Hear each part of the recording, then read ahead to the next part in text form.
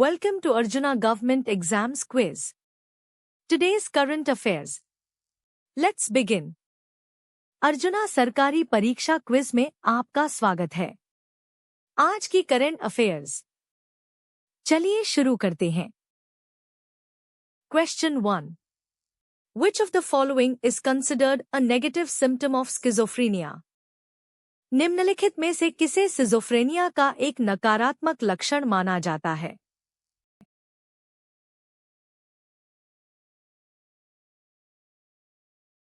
The correct answer is alogia.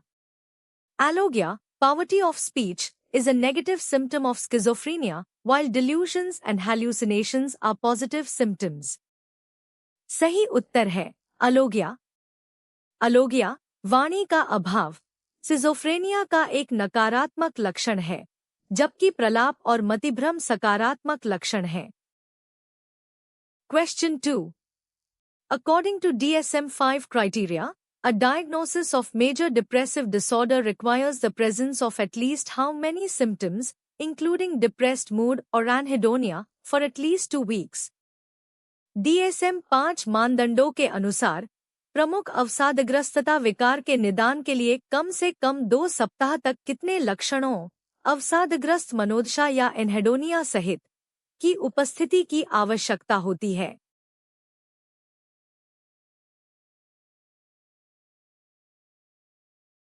The correct answer is 5.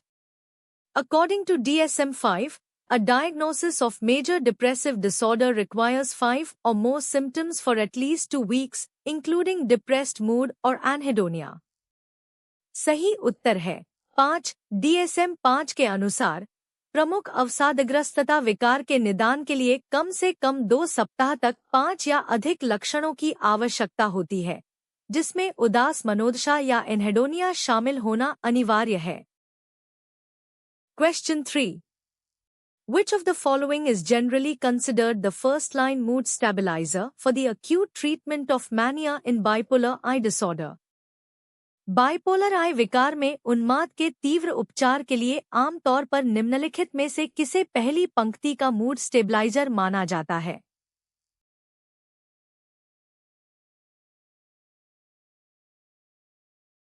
The correct answer is lithium.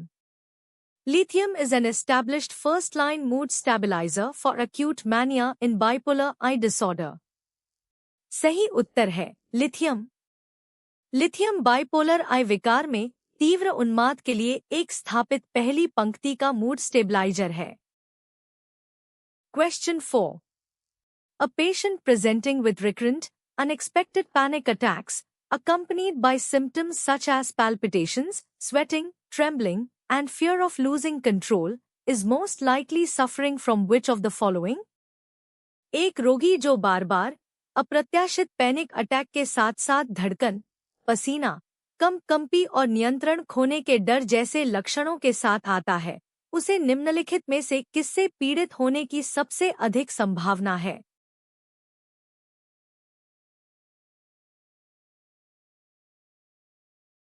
The correct answer is panic disorder.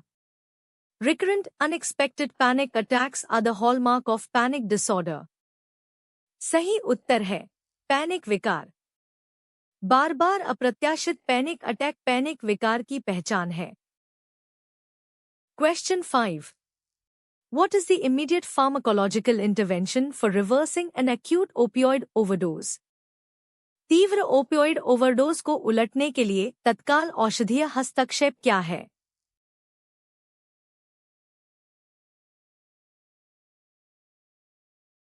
The correct answer is naloxone. Naloxone rapidly reverses the effects of an acute opioid overdose by blocking opioid receptors. सही उत्तर है naloxone. Naloxone opioid receptors को block करके तीव्र opioid overdose के प्रभावों को तेजी से उलट देता है। Question 6. Selective serotonin reuptake inhibitors, SSRIs, primarily exert their antidepressant effects by which mechanism? Selective serotonin reuptake inhibitor, SSRIs, मुख्य रूप से किस क्रियाविधि द्वारा अपने अवसादरोधी प्रभाव डालते हैं?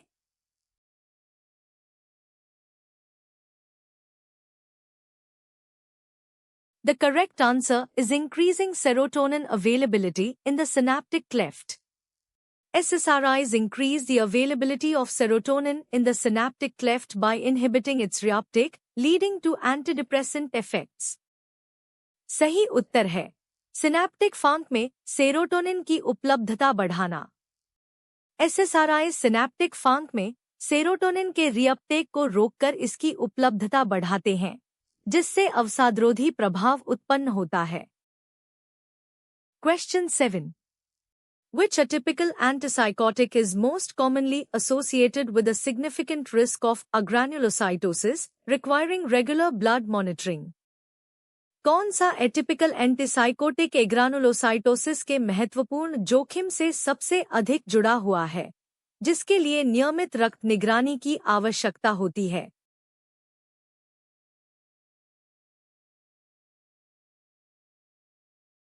The correct answer is clozapine. Clozapine is the only antipsychotic that requires regular blood monitoring due to the risk of agranulocytosis. सही उत्तर है क्लोजापाइन। क्लोजापाइन एग्रानुलोसाइटोसिस के जोखिम के कारण नियमित रक्त निगरानी की आवश्यकता वाला एकमात्र एंटीसाइकोटिक है। Question 8. A new mother experiences persistent sadness, fatigue, feelings of worthlessness, and difficulty bonding with her baby, starting within 4 weeks of childbirth. This clinical picture is most consistent with एक नई मां प्रसव के 4 सप्ताह के भीतर लगातार उदासी, थकान, बेकार होने की भावना और अपने बच्चे के साथ संबंध बनाने में कठिनाई का अनुभव करती है। यह नैदानिक चित्र निम्नलिखित में से किससे सबसे अधिक मेल खाता है?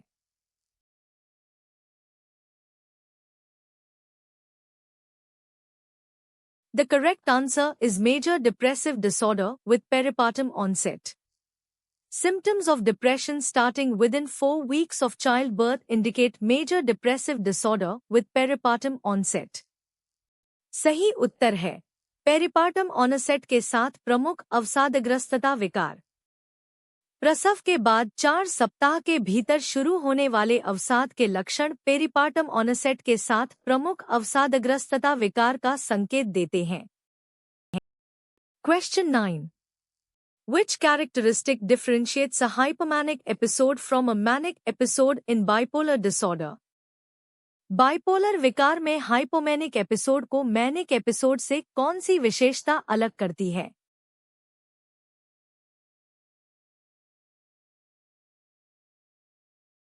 The correct answer is absence of psychotic features and less severe impairment. Hypomania involves less severe symptoms than mania, no psychotic features, and less functional impairment. सही उत्तर है मनोग्रसित विशेषताओं की अनुपस्थिति और कम गंभीर हानि। हाइपोमेनिया में उन्माद की तुलना में कम गंभीर लक्षण होते हैं, कोई मनोग्रसित विशेषताएं नहीं होती हैं, और कार्यात्मक हानि कम होती है। Question 10. Repetitive behaviors or mental acts that an individual feels driven to perform in response to an obsession or according to rules that must be applied rigidly are known as. बार बार होने वाले व्यवहार या मानसिक कार्य जिन्हें कोई व्यक्ति जुनून के जवाब में या नियमों के अनुसार सख्ती से लागू करने के लिए मजबूर महसूस करता है, उन्हें क्या कहा जाता है?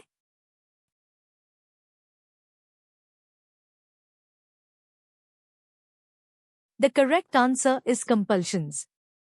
Compulsions are repetitive behaviors or mental acts performed in response to an obsession, characteristic of obsessive-compulsive disorder, OCD. सही उत्तर है बाध्यकारी क्रियाएं। बाध्यकारी क्रियाएं जुनूनी बाध्यकारी विकार, OCD, की पहचान है, जो जुनून के जवाब में किए जाते हैं। Question 11. A fixed, false belief that is not amenable to change in light of conflicting evidence and is not consistent with the individual's cultural background is defined as a. एक निश्चित, गलत विश्वास जो परस्पर विरोधी साक्ष्य के बावजूद बदलने योग्य नहीं है और व्यक्ति की सांस्कृतिक पृष्ठभूमि के अनुरूप नहीं है, उसे किस रूप में परिभाषित किया गया है?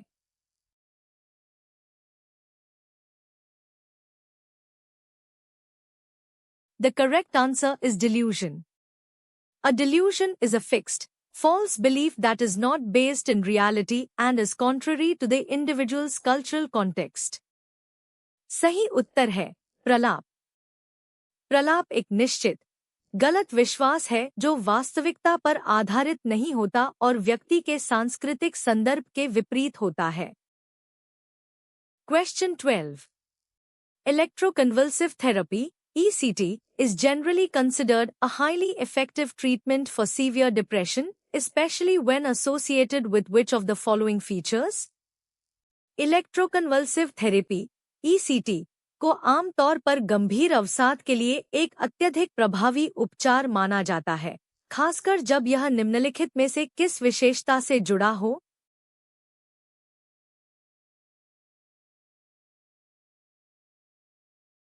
The correct answer is psychotic features or severe suicidality. ECT is an effective treatment for severe depression, particularly in cases with psychotic features or severe suicidality. सही उत्तर है मनोग्रसित विशेषताएं या गंभीर आत्मघाती प्रवृत्ति। ECT गंभीर अवसाद के लिए एक प्रभावी उपचार है, विशेष रूप से मनोग्रसित विशेषताओं या गंभीर आत्मघाती प्रवृत्ति वाले मामलों में। Question 13. Recently, Operation Tufan was conducted by the Kozhikode City Police, leading to the registration of 57 narcotics cases. This operation is primarily aimed at combating which issue? हाल ही में कोझिकोड सिटी पुलिस द्वारा ऑपरेशन तूफान चलाया गया था, जिसके परिणामस्वरूप 57 नशीले पदार्थों के मामले दर्ज किए गए। यह ऑपरेशन मुख्य रूप से किस मुद्दे से निपटने के उद्देश्य से है?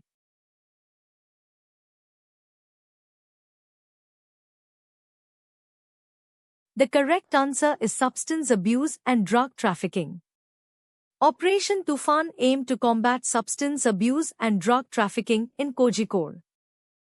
सही उत्तर है मादक द्रव्यों का सेवन और नशीली दवाओं की तस्करी।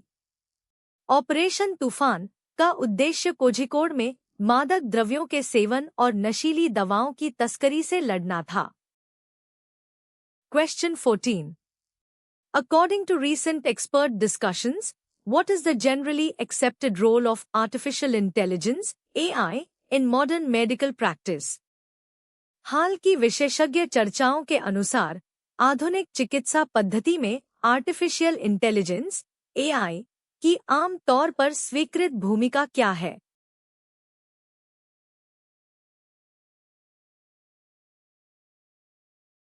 The correct answer is to assist physicians in tasks like data analysis and diagnostics. Experts believe AI can assist physicians in tasks like data analysis and diagnostics, rather than replacing them entirely.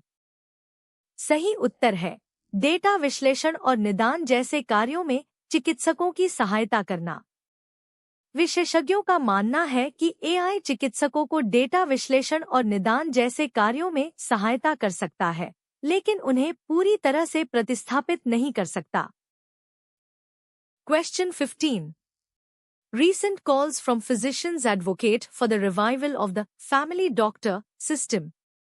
What is a key benefit often associated with this system in healthcare delivery?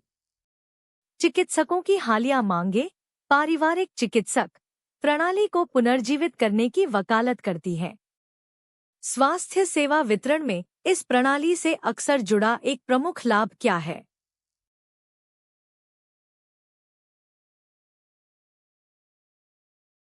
The correct answer is ensuring comprehensive, continuous, and personalized patient care. The family doctor system helps improve healthcare by providing comprehensive, continuous, and personalized care to patients.